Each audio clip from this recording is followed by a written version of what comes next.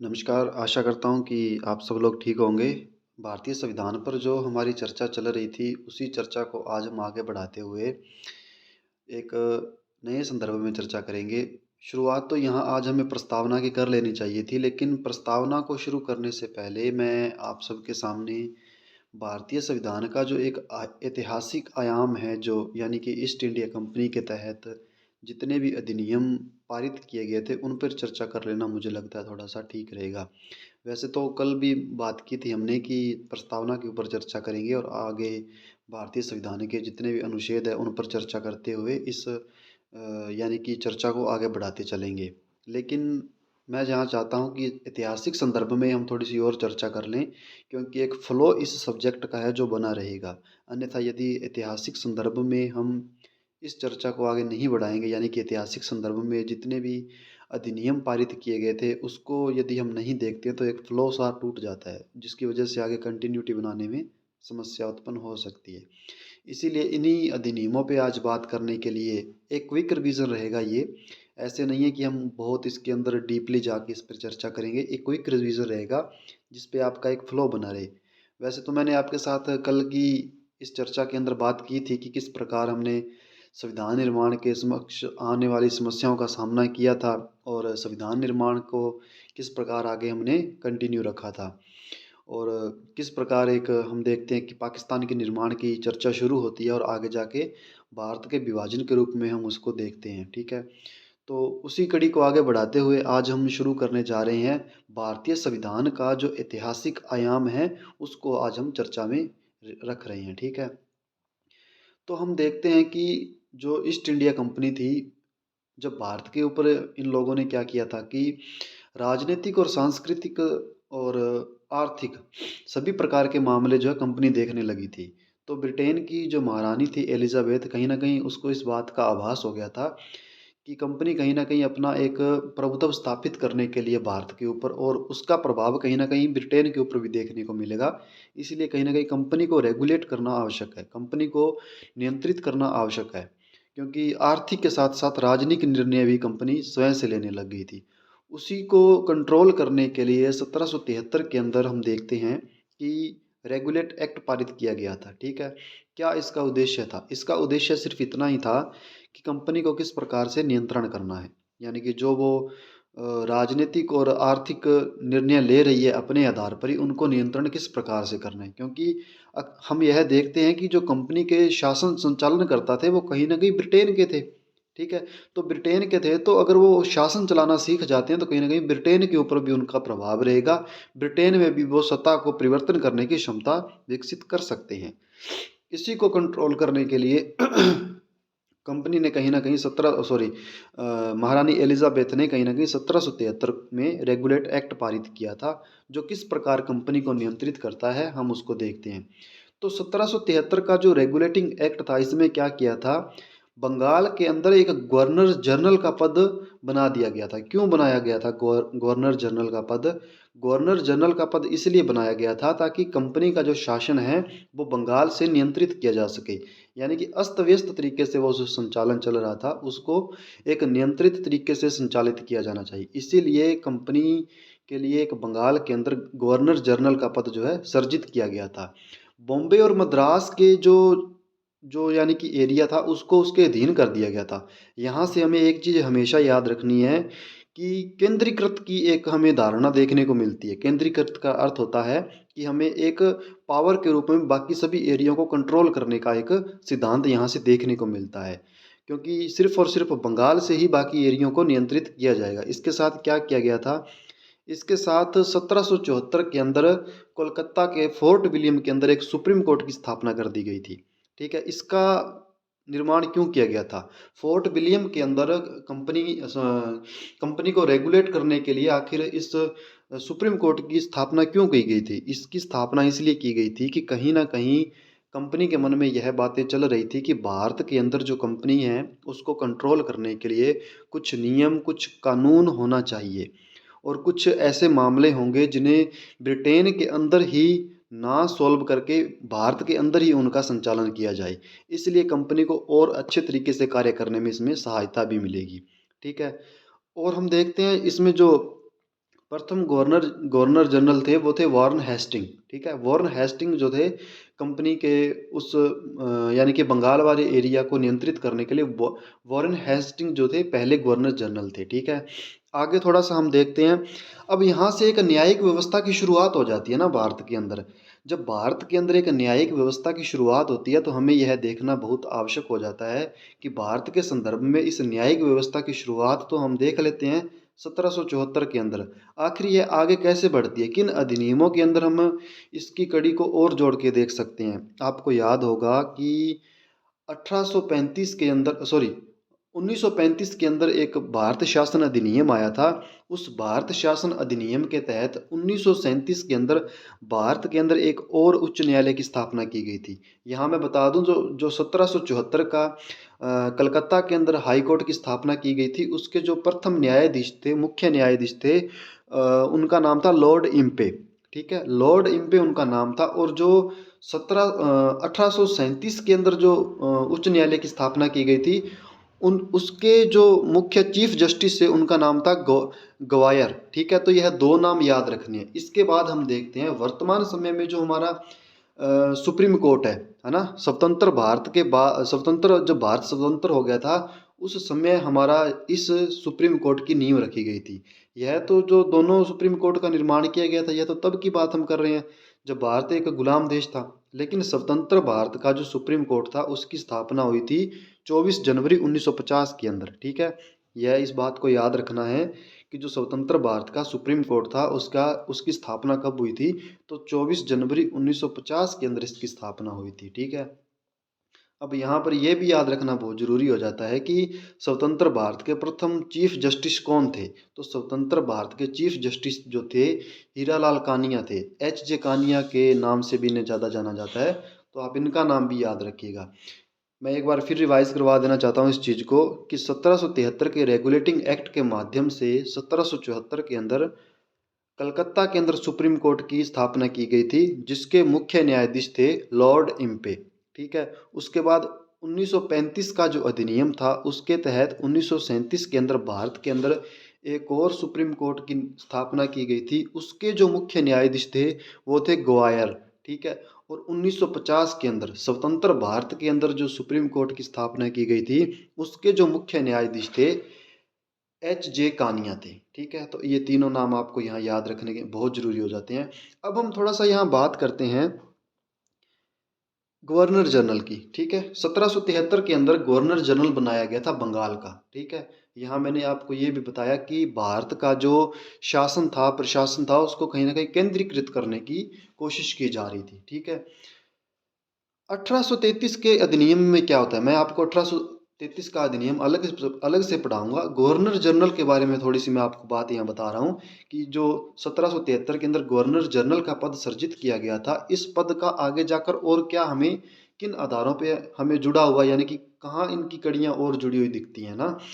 तो 1833 का अधिनियम जो था उसके तहत गवर्नर जनरल का जो पद था ना, जो सिर्फ और सिर्फ बंगाल के लिए था, यह भारत के लिए सृजित कर दिया गया था। यानी कि भारत के लिए 1833 के अंदर गवर्नर जनरल का पद जो है बना दिया गया था। बाद में इसके बाद हम देखते हैं 1858 के अंदर। ठीक है, 1858 के अंदर क्या किया गया था, इसी गवर्नर जनरल को वॉइस रॉय कह दिया गया था। यानी कि वॉइस रॉय के रूप में यह जाना जाता था। अब याद रखिए, यहाँ से 1773 के अंदर बंगाल का गवर्नर जनरल बनाया जाता है। ठीक है, उसके बाद 1833 के अंदर भारत का गवर्नर जनरल बना दिया जाता है। ठीक है, 1858 के अंदर इस गवर्नर जनरल को वॉइसराय कह दिया जाता है। अब यहाँ से बात एक और निकल के आती है, हमारे भारत के जो राष्ट्रपति होते हैं, इसी ही यानी कि यह जो गवर्नर जनरल या वॉइसरॉय है, यहीं से प्रेरणा प्राप्त करता है। भारतीय संविधान के अंदर ये यहाँ से प्रेरणा प्राप्त की जाती है कि भारत का एक सर्वोच्च पद जो है राष्ट्रपति के रूप में, जो ऐतिहासिक संदर्भ में वॉइस रॉय या गवर्नर जनरल के रूप में हम देखते हैं, वो आज के संदर्भ में हम राष्ट्रपति के रूप में देखते हैं। भारतीय संविधान का अनुच्छेद 52 यह कहता है कि भारत का एक राष्ट्रपति होगा। ठीक है, तो इस प्रकार की यह जो कड़ियां हैं, कहीं ना कहीं मैंने आपसे पहले भी चर्चा की थी कि भारत का जो वर्तमान हम संविधान देखते हैं, इस संविधान का निर्माण जो है ऐतिहासिक संदर्भ से शुरू हो जाता है।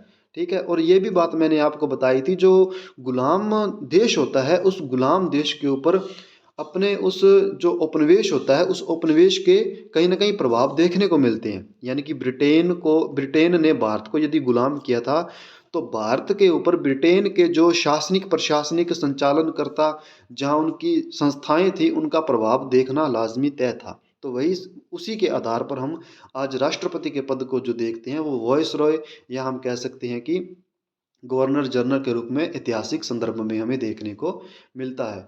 और इस अधिनियम के अंदर क्या किया गया था, 1773 के अधिनियम, इसमें किया गया था कि गवर्नर जनरल के लिए एक परिषद का गठन किया गया था, है ना।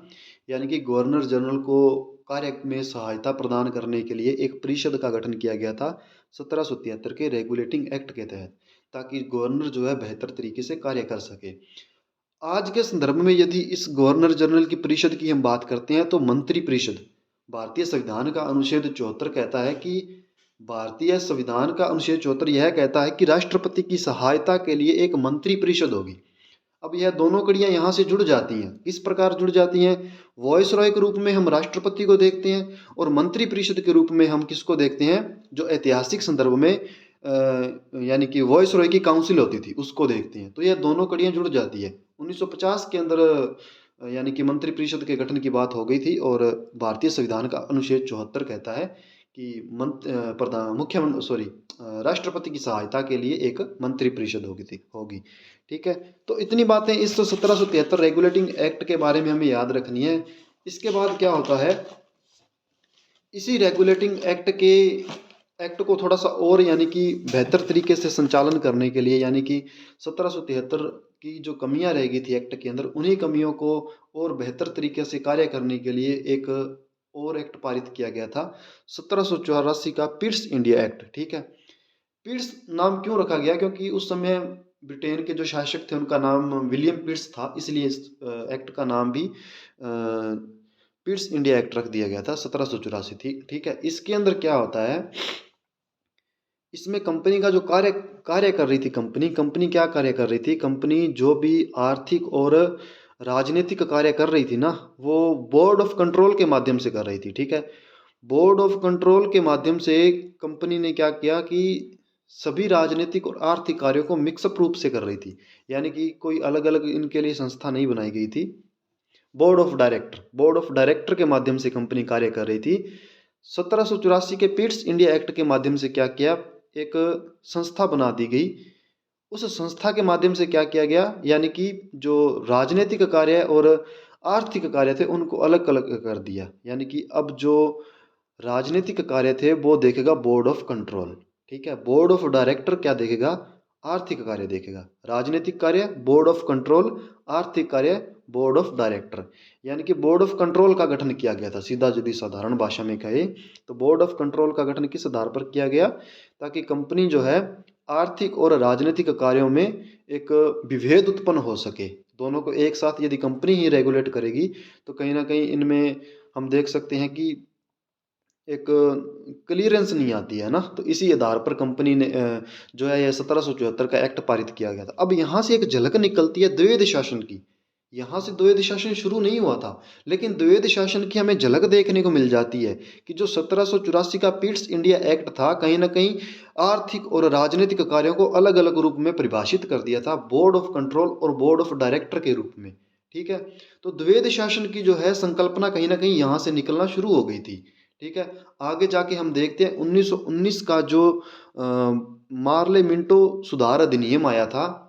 उस अधिनियम के अंदर क्या किया था, कंपनी ने द्वैध शासन की प्रक्रिया को भारत के अंदर स्थापित भी कर दिया गया था। ठीक है, यानी कि याद यहाँ ये बात रखनी है कि यदि सीधा डायरेक्ट क्वेश्चन पूछ लिया जाता है कि किस अधिनियम के तहत भारत के अंदर द्वैध शासन की प्रक्रिया प्रांतीय स्तर पर हुई थी, ये केंद्रीय स्तर पर नहीं हुई थी, तो प्रांतीय स्तर पर यदि पूछ लिया जाए कि द्वैध शासन की जो व्यवस्था थी किस अधिनियम के तहत लागू हुई थी, तो 1919 का जो अधिनियम था उसके तहत भारत के अंदर द्वैध शासन की प्रक्रिया लागू हो गई थी। 1935 का जो अधिनियम था ना, 1935 के अधिनियम के अंदर भी इस द्वैध शासन की प्रक्रिया को एक बार और उजागर किया गया था, लेकिन इसे केंद्रीय स्तर पर किया गया था, इसे भारत के अंदर स्वीकार नहीं किया गया था। ठीक है, थोड़ा सा यदि एक और मैं आपको समझाने की कोशिश करूं, तो वर्तमान समय में क्या हमें द्वैध शासन की प्रक्रिया देखने को मिलती है? यह एक सोचने वाली बात है कि वर्तमान समय में हमें द्वैध शासन की जो व्यवस्था है भारतीय संविधान के अंदर, भारतीय संदर्भ के रूप में हमें देखने को मिलती है या नहीं मिलती है। तो मैं आपको बता दूं, सैद्धांतिक रूप में ऐसी कोई भी व्यवस्था भारतीय संविधान के अंदर नहीं दी गई है, लेकिन व्यवहारिक रूप में आप देख सकते हैं कहीं न कहीं इस प्रकार की व्यवस्था प्रचलन में रहती है। जो केंद्र है, केंद्र राज्यों के ऊपर जिस प्रकार नियंत्रण स्थापित करता है, उस रूप में हम कह सकते हैं कि कहीं न कहीं इस प्रकार की व्यवस्था देखने को हमें मिलती है। और इसके अंदर क्या किया गया, अब जो बंगाल, मुंबई और मद्रास था, ठीक है? मुंबई और मद्रास को क्या कर दिया, जो बंगाल का गवर्नर था, ठीक है? बंगाल का जो गवर्नर गवर्नर जनरल था, उसके अधीन कर दिया गया, ठीक है? उसके अधीन इन दोनों को कर दिया गया। पहले तो यह स्वतंत्र थे, लेकिन बाद में इनको गवर्नर जनरल के ही अधीन कर दिया गया था। तो यह इतनी बातें जो 1784 का जो पिट्स इंडिया एक्ट था, इसके बारे में थोड़ा सा याद रखनी है, ठीक है? अब आगे हम देखते हैं 1813 का चार्टर एक्ट। 1813 का चार्टर एक्ट क्या कहता है, अब कहीं न कहीं कंपनी के ऊपर नियंत्रण स्थापित करने के लिए जो ब्रिटेन के संसदीय लोग थे, उन्होंने इस बारे में चर्चा की कि कहीं न कहीं कंपनी का हस्तक्षेप जो है भारतीय क्षेत्रों में बहुत ज़्यादा बढ़ रहा है, ठीक है? तो इसे नियंत्रण करना बहुत ही आवश्यक है। तो कंपनी पर नियंत्रण करने के लिए ही इस एक्ट को पारित किया गया था, 1813 का जो चार्टर एक्ट है। इसमें क्या कहा गया था कि चाय और चीनी नहीं चीन, ठीक है? एक तो चाय के व्यापार पे कंपनी का एकाधिकार रहेगा, कौन सी कंपनी का? ईस्ट इंडिया कंपनी का। और एक चीन के साथ कंपनी जो व्यापार करेगी, उस पर कंपनी का एकाधिकार रहेगा। बाकी किसी भी व्यापार पर, किसी भी यानी कि क्षेत्र के अंदर कंपनी का एकाधिकार नहीं रहेगा। अब यहाँ क्या होता है, यहाँ जो अन्य कंपनियां हैं ब्रिटेन की, वो भी कहीं न कहीं भारत के अंदर अब आके बसना शुरू हो गई थी, ठीक है? भारत के अंदर उन्होंने भी अपना कहीं न कहीं कार्य संचालन करना शुरू कर दिया। पहले ऐसा नहीं था, पहले सिर्फ़ और सिर्फ़ ईस्ट इंडिया कंपनी को ही अधिकार था, सभी क्षेत्रों पर उसी ने ही अधिकार किया गया था और व्यापारिक सभी कार्य वही देखती थी। लेकिन इस 1813 के चार्टर एक्ट के माध्यम से क्या हुआ, अन्य कंपनियों को भी भारत के अंदर व्यापार करने का मौका मिलता है। और क्या किया गया, ईसाई मिशनरियों को भारत में अवागमन किया गया। अब यहाँ से देखो, एक सांस्कृतिक पहचान मिटाने की कोशिश शुरू हो जाती है। भारत की जो संस्कृति की पहचान है, मिटाने की जो कोशिश होती है ना, यहीं से शुरू होती है। कैसे शुरू होती है? ईसाई मिशनरियों का भारत में आवागमन। ईसाई मिशनरियों का जो भारत में आवागमन हुआ था, वो इस आधार पर हुआ था, इस उद्देश्य से हुआ था कि कहीं न कहीं भारतीयों को पिछड़े होने का एहसास करवाना है। भारतीय जो संस्कृति है, उसमें हमें इस प्रकार का फूट डाल देना है कि यह संस्कृति पिछड़ी हुई है, ठीक है? और हमें भाषा के आधार पर इन क्षेत्रों के अंदर अपनी भाषा, अपनी संस्कृति का विस्तार करना है। क्यों करना है? यहाँ से एक सोच किस प्रकार की थी, ब्रिटिश क्राउन की किस प्रकार की सोच थी, उस संदर्भ में मैं आपको लेके जाना चाहता हूँ। जब किसी क्षेत्र के ऊपर आप एक सांस्कृतिक रूप से नियंत्रण स्थापित कर लेते हैं ना, तो उस क्षेत्र पर आपका नियंत्रण लंबे समय तक रहता है। और यही एक मुख्य कारण था जो भारत के ऊपर लंबे समय तक ब्रिटेन वासियों ने कब्जा कर लिया था। एक यही उद्देश्य, इसी उद्देश्य के आधार पर ही कहीं न कहीं भारत के अंदर इन्होंने क्या किया, इंग्लिश शिक्षा का प्रसार की, ठीक है? भारतीयों की संस्कृति को उन्होंने पिछड़ा घोषित कर दिया कि भारतीयों की संस्कृति के अंदर ऐतिहासिक संदर्भ में कुछ भी देखने लायक नहीं है, ये इस प्रकार की वेशभूषा धारण करते हैं, यह पिछड़ों का देश है। तो इस प्रकार की जो किंवदंतियाँ थी, इन्होंने प्रकट की भारत के समक्ष कि कहीं न कहीं भारतीय लोग भी इसका शिकार हो गए, ठीक है? जिसके चलते हम देखते हैं आगे चल के कि इस भारत का एक शोषण बहुत ही उच्च स्तर पर हमें देखने को मिलता है। तो इसी आधार पर इन्होंने भारत का जो है शोषण भी किया था और इन मिशनरियों के आधार पर हम कह सकते हैं कि संस्कृति का विस्तार किया था और कहीं न कहीं अपनी जो संस्कृति है उसका प्रसार किया था। ठीक है? तो इस 1813 के एक्ट के चार्टर एक्ट के अंदर इतनी बातें याद रखनी है। अब हम बात करते हैं 1833 का चार्टर। 1833 के चार्टर एक्ट के माध्यम से मैं आपको यहाँ एक बात याद रखनी है, मैंने पीछे पहले भी बोली है ये बात कि 1773 का जो रेगुलेटिंग एक्ट आया था, उसमें बंगाल के लिए गवर्नर जनरल का पद सृजित किया गया था। और 1833 के अंदर क्या किया गया था? 1833 के अंदर भारत के लिए गवर्नर जनरल का पद सृजित कर दिया गया था। तो ये बातें याद रखनी है। सीधा डायरेक्ट क्वेश्चन पूछ लिया जा सकता है कि जो 1773 का रेगुलेटिंग एक्ट था, उसके माध्यम से जिस प्रकार भारत के लिए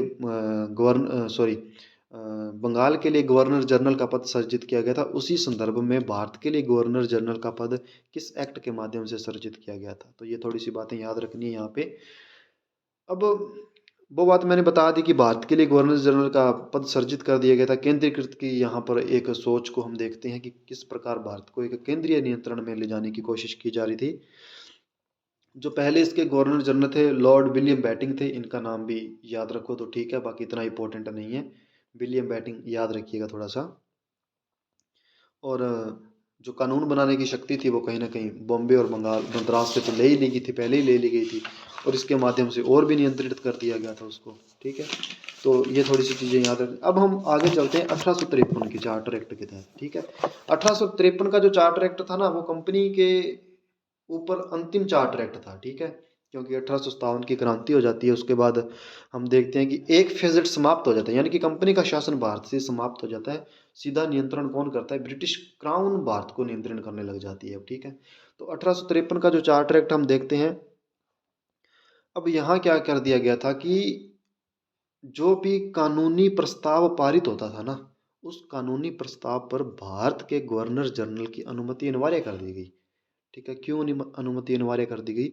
ताकि और नियंत्रण स्थापित कर दिया जाए। अब ठीक है, और नियंत्रण स्थापित कर दिया जाए, इसी के आधार पर इस जो जो भी कानून प्रस्ताव पारित किया जाता था उस पर गवर्नर जनरल की मोहर लगना आवश्यक हो गया था। ठीक है, अब भारत के संदर्भ में वर्तमान संविधान के अंदर इस प्रकार का कोई आयाम हमें दिखता है?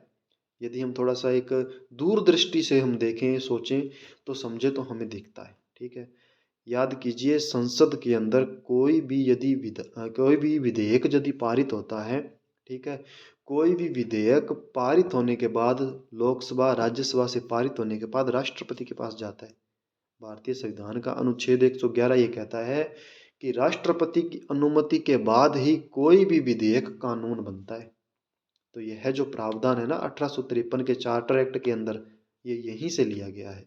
भारतीय संविधान के अंदर आपने देखा होगा कि भारतीय संविधान के अंदर जो वर्तमान स्वरूप है भारतीय संविधान का, इस वर्तमान स्वरूप के अंदर हम देखते हैं कि ऐतिहासिक आयाम से बहुत सी वस्तुएं उठाई गई है। ठीक है, और उनका यानी कि एक बदलाव के साथ भारतीय संविधान के अंदर उन्हें स्थापित किया गया है। ठीक है, उसी के रूप में इसे भी स्थापित किया गया था। तो याद रखिएगा, अनुच्छेद 111 के तहत संसद के अंदर यदि कोई भी विधेयक पारित होता है, राष्ट्रपति की अनुमति के बाद ही वह विधेयक जो है कानून के रूप में सृजित होता है। ठीक है, और इसमें क्या किया गया था 1853 के चार्टर एक्ट के अंदर? मेकाले समिति के माध्यम से भारत के अंदर जो सिविल सेवा परीक्षा है वो भारत में करवाने की बातचीत चल रही थी। मेकाले समिति ने इसके अंदर देखा था, लेकिन हो नहीं पाया था 1853 के अंदर यह व्यवस्था। आगे हम देखते हैं कि 1857 की क्रांति हो जाती है। 1857 की क्रांति के बाद हम देखते हैं जो महारानी एलिजाबेथ है, शायद महारानी विक्टोरिया, महारानी विक्टोरिया ने एक, ये कह सकते हैं कि एक घोषणा पत्र जारी किया था। ठीक है, क्या था उस घोषणा पत्र के अंदर? अब कहीं ना कहीं ब्रिटेन इस बात को भली प्रकार से समझ गया था कि भारत अपने अधिकारों के लिए मांग उठा सकता है। ठीक है, और इस मांग को दबाने के लिए हमें उनके साथ कुछ न कुछ सहानुभूतिपूर्ण व्यवहार करना होगा, ताकि और अधिक लंबे समय तक हमें भारतीयों को शोषण कर सकें और भारतीयों के ऊपर अपना नियंत्रण स्थापित कर सकें। इसी को जो है परिभाषित करने के लिए महारानी विक्टोरिया ने एक, क्या कह सकते हैं कि घोषणा पत्र जारी किया था। ठीक है, इसमें क्या लिखा गया था? इसमें लिखा गया था कि भारतीयों के साथ स्वतंत्र व्यवहार किया जाए। किस प्रकार का स्वतंत्र व्यवहार? स्वतंत्र व्यवहार कहने का यानी कि थोड़ा सा उनके साथ पोलाइटली व्यवहार किया जाएगा। ठीक है, उनके साथ जो भी हम भेदभाव करते हैं ना, थोड़ा सा उसमें परिवर्तन किया जाएगा। आज भी हम देखते हैं स्वतंत्रता की अवधारणा हमें हमारे संविधान के अंदर दिखती है। भारतीय संविधान का अनुच्छेद 19 कहता है कि भारत एक स्वतंत्र देश है। ठीक है, और भारतीय जो लोग हैं वो स्वतंत्र हैं। ठीक है, तो यह जो एक घोषणा पत्र है, इसके माध्यम से हमें ये चीज़ें देखने को पहले ही मिल चुकी थी, और भारतीयों के अंदर जो संविधान निर्माता थे ना, उनके अंदर ये चीज़ें कहीं ना कहीं उत्पन्न होने लगी थी, उठने लगी थी ये चीज़ें कि स्वतंत्रता का क्या अभिप्राय है। ठीक है, किसे कहते हैं स्वतंत्रता? जो ब्रिटेन ब्रिटेन के लोगों के तरह साथ एक लोकतांत्रिक उदार व्यवस्था संचालित कर रहा है, भारत के अंदर वो एक अलग प्रकार की व्यवस्था संचालित कर रहा है। इन दोनों में जो डिफरेंस है, ठीक है, इस डिफरेंस को कहीं न कहीं यहाँ से भारतीय समझने लग गए थे कि जो यह ब्रिटेन है हम हमारे साथ भेदभावपूर्ण व्यवहार कर रही है और कहीं न कहीं अपने लोगों के साथ ये बहुत ही बेहतर तरीके से व्यवहार करती है। वहाँ उनके व्यक्तित्व को बढ़ावा दिया जाता है, नागरिक समाज को बढ़ावा दिया जाता है, उनके अधिकारों का बहुत ख़्याल रखा जाता है, ठीक है? तो उसी के संदर्भ में यहाँ थोड़ा-सा सुधार किया गया था। स्वतंत्रतापूर्ण व्यवहार की एक बात हमें यहाँ देखने को मिलती है। और क्या था इस घोषणा पत्र के अंदर? भारतीयों के प्राचीन रीति रिवाजों का संरक्षण किया जाएगा। यानी कि जो रीति रिवाज है, यहाँ क्या हुआ था, मैं आपको एक बात बताता हूँ। यहाँ पे हुआ क्या था, थोड़ा सा यदि हम पीछे जाते हैं, मैंने आपको बताया था कि अरस्तु ने एक परिभाषा दी थी कि सार्वजनिक ही राजनीति है ना, लेकिन धीरे धीरे इस परिभाषा का खंडन हुआ, है ना, और कैरल हॉरिस जैसे नारीवादी विचारकों ने इसको आगे जाके इसका विरोध किया। कहा उन्होंने कि नहीं, व्यक्तिगत भी राजनीति है। भारत में भी इस प्रकार की व्यवस्था प्रचलित थी। जो हिंदू धर्म के अंदर कानून बनाए जाते थे, व्यक्तिगत कानून बनाए जाते थे, वो धार्मिक आधार पर बनाए जाते थे, ठीक है? धार्मिक आधार पर ही बनाए जाते थे और मुस्लिम समाज के अंदर शरीयत के आधार पर यह कानून बनाए जाते थे। तो कहीं न कहीं भारत के अंदर 1774 के अंदर जो सुप्रीम कोर्ट की स्थापना की गई थी, है ना? तो उस न्यायालय के माध्यम से भारतीयों के व्यक्तिगत मामलों में इन्होंने हस्तक्षेप करना शुरू कर दिया था। अब व्यक्तिगत मामलों के अंदर जैसे ही इन्होंने हस्तक्षेप शुरू करना कर दिया था, समाज के अंदर इनके प्रति एक घृणा की भावना उत्पन्न हो गई, ठीक है? इस घृणा की भावना ने कहीं न कहीं 1857 की क्रांति के रूप में आगे जाके एक विद्रोह के रूप में इनको सामना करना पड़ गया था और इन्होंने उसी टाइम कह दिया था कि भारतीयों के जो व्यक्तिगत मामले हैं, उनमें हम इतना हस्तक्षेप अब नहीं करेंगे। और हम देखते हैं इसी के आधार पर यह घोषणा पत्र जो है, इसमें कहा गया था भारतीयों के प्राचीन रीति रिवाजों का संरक्षण किया जाएगा। संरक्षण, पहले इन्होंने उनका खंडन किया, अब ये संरक्षण करने चले हैं, ठीक है? लेकिन हमें इस तरफ ना जाते हुए हमें यह देखना है कि भारत के संविधान में इस प्रकार की वर्तमान समय में कोई व्यवस्था हमें देखने को मिलती है, तो वो कहाँ देखने को मिलती है? भारतीय संविधान का अनुच्छेद 25 कहता है कि धार्मिक स्वतंत्रता का अधिकार होगा, ठीक है?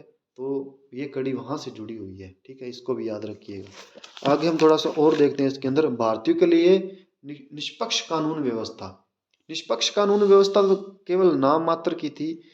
कौन-सा निष्पक्ष कानून व्यवस्था थी? एक गुलाम देश के ऊपर किस प्रकार की निष्पक्ष कानून व्यवस्था, ना? ये सिर्फ़ कहने की बातें होती हैं। लेकिन भारतीय संविधान में हमें अनुच्छेद 14 जो है ज़रूर कहता है कि विधि के समक्ष भारतीयों को वर्तमान समय में समानता ज़रूर प्रोवाइड करवाई जाएगी। अब हम देखते हैं 1861 का भारत परिषद अधिनियम, ठीक है? 1858 के अंदर जो आया था ना, यह जो 1858 का अधिनियम आया था, इसमें कुछ ख़ास परिवर्तन नहीं किया गया था, कुछ भी ऐसा नहीं था। सिर्फ़ यही था कि वॉइसरॉय का पद बना दिया गया था, यानी कि जो भारत का गवर्नर जनरल था ना, उसे वो वॉइसरॉय के नाम से जाना जाता था। बस इतना ही किया गया था और यहाँ से शुरू होती है चर्चा विकेंद्रीकरण की। अब तक तो हम जो देखते आए थे, केंद्रीकरण की व्यवस्था देखते आए थे। अब यहाँ से विकेंद्रीकरण की चर्चा शुरू हो जाती है। विकेंद्रीकरण का अर्थ होता है कि जो शक्ति हम स्थानीय प्रांतों से लेकर केंद्र को दे रहे थे, यानी कि उन्हें उनके जो राजनीतिक अधिकार थे, उन्हें हम छीन रहे थे, कानूनी अधिकार थे, हमें छीन कर जो भारत के वॉइसरॉय है उसको दे, भारत के जो गवर्नर जनरल है उसको सौंप रहे थे। अब क्या होगा, गवर्नर जनरल जो वॉइसरॉय के रूप में 1858 के अधिनियम के तहत अब बन गया था, अब वो क्या करेगा, उस शक्ति को वापस प्रोवाइड करेगा, किसको? स्थानीय प्रांतों को। तो यहाँ से हम देखते हैं विकेंद्रीकरण की प्रक्रिया शुरू हो जाती है। 1861 का जो भारत परिषद अधिनियम था, इसमें हम देखते हैं प्रांतों के लिए विधान परिषद के गठन का प्रावधान कर दिया गया था। अब जो स्थानीय स्तर पर प्रांतें थी, उनके लिए यानी कि विधान परिषद के गठन की व्यवस्था कर दी गई थी 1861 के भारत परिषद अधिनियम के तहत, ठीक है? और क्या किया गया, 3 भारतीयों को कानून बनाने वाली संस्था में गैर सरकारी सदस्यों के रूप में भागीदारी दी गई। मैंने बताया ना, अब थोड़ा-सा पोलाइट होंगे ये। पोलाइट क्यों होंगे? क्योंकि भारत के ऊपर और अधिक शासन करना चाहते हैं। इसलिए शोषण करने की नीति से इन्होंने भारतीयों को साथ ये इस प्रकार का, यानी कि थोड़ा-सा सॉफ्टली नीति अपनाई थी, अन्यथा इनका कोई उद्देश्य नहीं था कि भारतीयों को कुछ किसी प्रकार के हम अधिकार दें, ठीक है? उसी कड़ी में हम देखते हैं कि 3 भारतीयों को इन्होंने क्या किया, जो कानून बनाने वाली संस्था है उसमें अस्थायी सदस्य के रूप में, यानी कि गैर सरकारी सदस्य भी कह सकते हैं, उस रूप में भारतीयों को शामिल किया था। ठीक है, मैंने आपको बताया मुंबई और मद्रास थे ना, उन्हें कहीं ना कहीं थोड़ी थोड़ी शक्ति दे दी थी कानून बनाने की। ठीक है, यहीं से शक्ति शुरू हो जाता है, हम कह सकते हैं विकेंद्रीकरण की प्रक्रिया। ठीक है,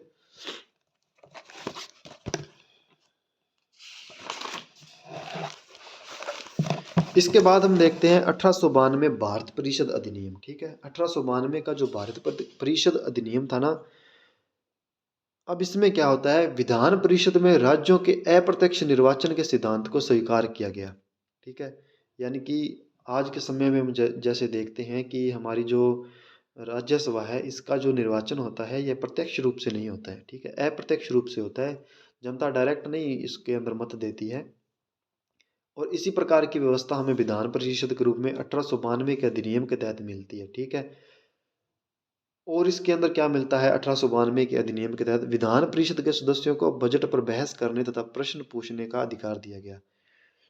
इस 1892 के अधिनियम के तहत मैंने बताया, 1861 के अधिनियम के तहत तो तीन भारतीयों को गैर सरकारी सदस्य के रूप में शामिल किया गया था। 1892 के अधिनियम के तहत क्या किया गया था कि बजट पर पूरक प्रश्न पूछने और थोड़ा सा बहस करने का उनको अधिकार दिया गया था। इसीलिए हम देखते हैं कि वर्तमान समय में भी जो भारतीय संविधान का अनुच्छेद 112 है, उसके अंदर जो संसद के सदस्य होते हैं उनको पूरक प्रश्न पूछने और यानी कि बजट पर बहस करने का अधिकार होता है। ठीक है, तो इसी संदर्भ में हमने आज जो भी यह अधिनियम पढ़े हैं, आगे भी जो इसके पेंडिंग रह गए हैं उनको देख लेंगे। थोड़ा सा इसको डीपली नहीं लेके जाएंगे, क्योंकि हम जानते हैं कि यह जो अधिनियम है, इन्हें जितना भी डीपली पढ़ लें, आना तो सिर्फ एक, हम कह सकते हैं कि कॉन्सेप्ट रिलेटेड क्वेश्चन ही है इनसे। ठीक है, फैक्ट पूछेगा ना तो फैक्ट, अंतिम जो 3 अधिनियम आए थे ना, कौन कौन से, 1909, 1919 और 1935। ठीक है, फैक्चुअली क्वेश्चन यहाँ से पूछ लिया जाएगा, लेकिन कॉन्सेप्ट रिलेटेड यदि कोई क्वेश्चन पूछा जाएगा तो 1773 से लेकर जो 1892 के जो भी अधिनियम मैंने आपको बताए हैं, इनसे पूछा जा सकता है। एक ऐतिहासिक क्रम से हम चलते हुए चलेंगे तो थोड़ा बेहतर रहेगा, क्योंकि एक फ्लो बन जाएगा। यदि हम इस फ्लो को तोड़ने की कोशिश करेंगे तो कहीं ना कहीं हम जो चीज़ें हैं उनको भी स्किप कर जाएंगे, और दूसरी बात ये है कि थोड़ा सा समझने में भी इससे समस्या होगी। तो इसी के रूप में आज अपने इतने ही अधिनियम इसके अंदर करेंगे, बाकी जो रह गए हैं वो आने वाली वीडियो के अंदर मैं डाल दूंगा। और थैंक यू फॉर वॉचिंग।